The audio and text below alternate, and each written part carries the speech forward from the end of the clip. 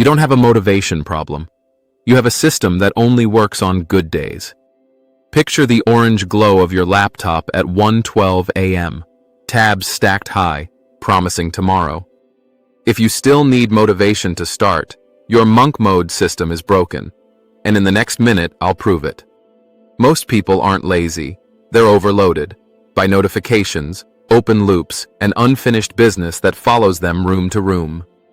Monk mode is a short, focused season where you remove noise so mindset can breathe and time management stops leaking.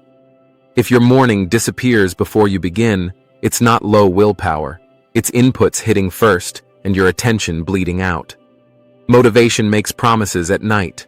Discipline collects receipts in the morning. Stay with me, because Trap 3 is the turning point. The rule that makes starting automatic even when you feel nothing. Motivation is a weather report. Discipline is a calendar. Trap 1. You wait for the spark. You sit down, open the laptop, and your brain starts bargaining. After I check one thing, after I feel ready. But motivation is a feeling, and feelings are late. They show up after you begin, not before.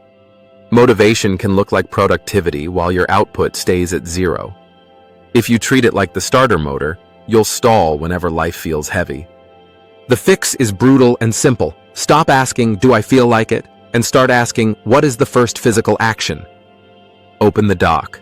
Type one ugly sentence that gives your brain something to grab. Set a 5-minute timer and win only one thing. Beginning. Motivation rewards perfection. Discipline rewards the first rep. And the next trap is why you keep starting without ever building a week. A mood is a match. A system is a fuse. Trap 2. You use motivation like fuel, so you burn out on Monday. Motivation creates bursts. They feel like a comeback, so you sprint on a high day, overcommit, stack goals, and promise yourself a new life. 2 workouts, 0 junk food, 3 hours of deep work, and a perfect morning routine. Then Tuesday hits, sleep debt shows up, the inbox is loud, and you vanish. You're not broken. Your setup is built on a temporary emotion. Discipline wins because it's built for the average day, not the highlight day. Discipline always wins because it shows up when motivation refuses to. Motivation is a pep talk. Discipline is a trigger. One depends on how you feel. The other decides for you before you feel anything. This is where the strategy shows up. Decision fatigue doesn't make you weak. It makes you predictable. More choices means your brain grabs the easiest dopamine on the screen. So build a minimum that still counts when you're tired. Set a floor and a ceiling. Floor, 1 protected work block.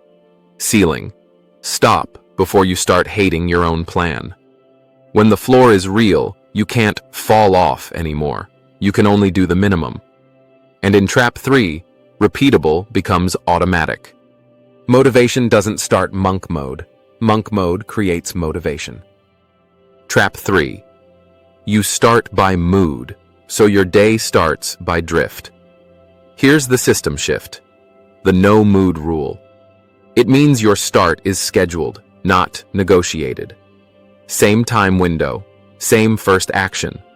No waiting for the vibe to arrive and give permission. You begin with a 5-minute ugly entry that lowers the barrier.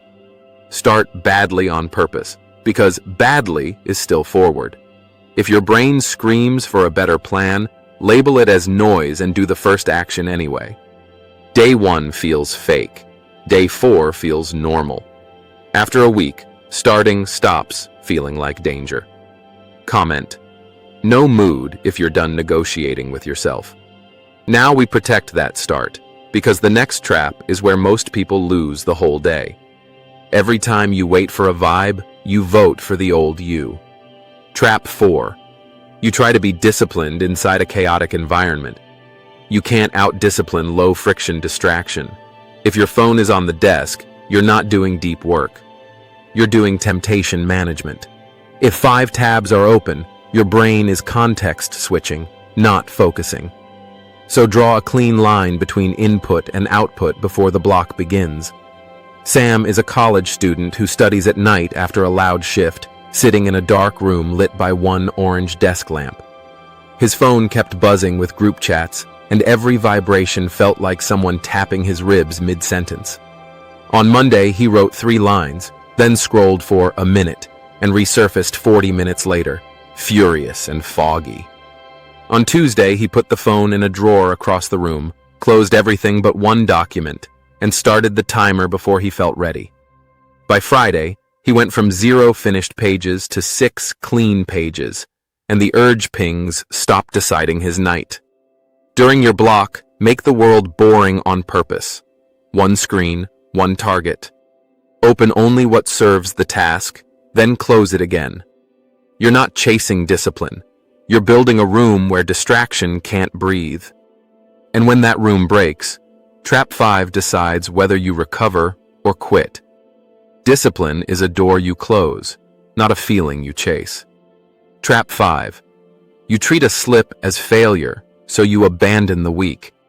Motivation-based people need a perfect streak to feel alive.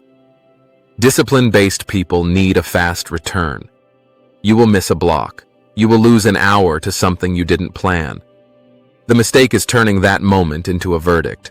Instead, build a recovery protocol you can run in under 2 minutes. Close the extra tabs. Silence the phone. Write 1 line that tells you where to resume. Then do 10 minutes of the task, even if it's ugly. If you miss the morning block, don't scrap the day. Schedule a salvage block later and shrink the goal. That 10 minutes keeps the identity intact. It tells your brain, we don't vanish when things get hard. Fast recovery beats perfect streaks. Recovery is the real discipline. And once you can recover fast, motivation stops being your master. Trap 6. You measure discipline by feelings instead of reps. You think discipline is that locked-in feeling. It isn't. Discipline is staying put while your mind complains. It's doing the rep when the rep is boring. It's keeping one promise small enough to keep. You build self-discipline like you build muscle. Reps, not speeches. So make it trackable. Pick 1 daily work block. Pick 1 start cue. Pick 1 end cue that closes the loop so your brain can rest. Write a 2-line plan before you start, so you never wonder what work means. End by writing the next step, so tomorrow begins faster. If you miss, you don't restart from day 1. You resume from where you fell, with the same floor. Run the no-mood rule for 7 days, not forever, just long enough to prove your output can be automatic.